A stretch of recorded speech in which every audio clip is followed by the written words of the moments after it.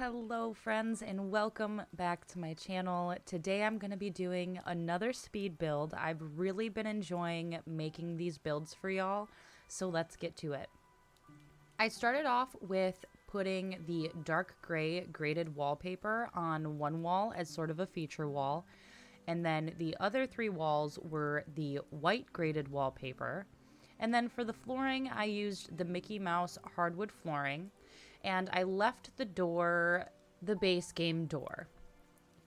I've been wanting to use the Wanderer furniture since we got it in the premium shop, so I decided that today was the day we're going to do a build with it because I love the whites and the light blues together. So I just wanted to make a light and airy, kind of multifunctional living space with this furniture.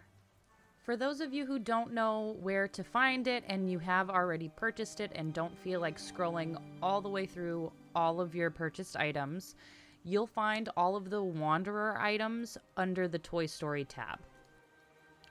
As I'm placing more furniture, you'll notice that I'm using a lot of furniture items that do have different tones of blue in them, just because we're going with that like light and airy look with the whites and the blues.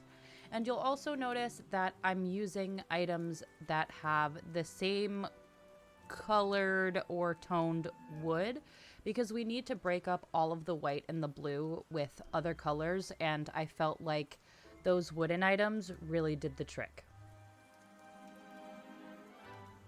As with all of my builds, I do make sure to put some sort of greenery in the build literally anywhere because I do feel like these plants liven up any space that you're decorating. So I absolutely wanted to make sure that I was utilizing some of the foliage items that we have in our inventory.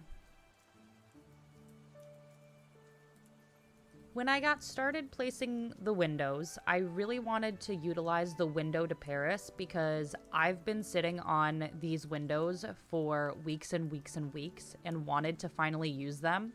I felt like the frames were blue toned enough to be able to use them in this build, and they ended up turning out absolutely stunning in this room, and I would not have used any other windows looking back on it.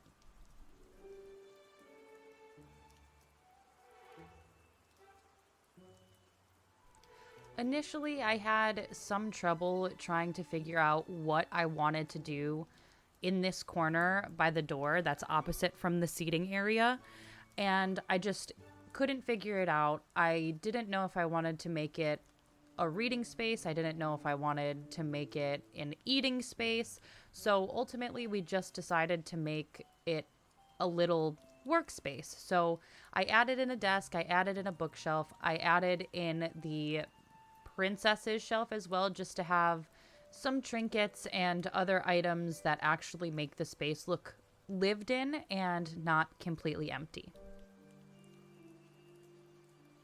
I wasn't super thrilled with the spacing that I originally had for the windows, so I went back in, rearranged some things, and then tried to decide what chair I wanted to use in front of the desk, and I went with the one that was a little bit of a duller blue and not as bright of a blue because the other chair just looked like it was way too extravagant for the look that I was trying to go for. After placing a bunch of different odds and ends, it was time for the lighting, and I utilized the bubble lights because I've never used the bubble lights in a build, and I thought, you know what, Athena, now is your chance, just do it. And I think it turned out great. I don't necessarily like the lighting. I feel like it might be a little bit too bright, but I do like the look of the bubble lights in this space. And for those of you who don't know, you can change the channel on the TV to one of the completed memories that you have in your inventory. So I thought that was pretty cool. It functions the same way as the memory frame that we also have in our inventory. And that's the speed build, friends. I hope you enjoyed this one. I hope you absolutely love this one.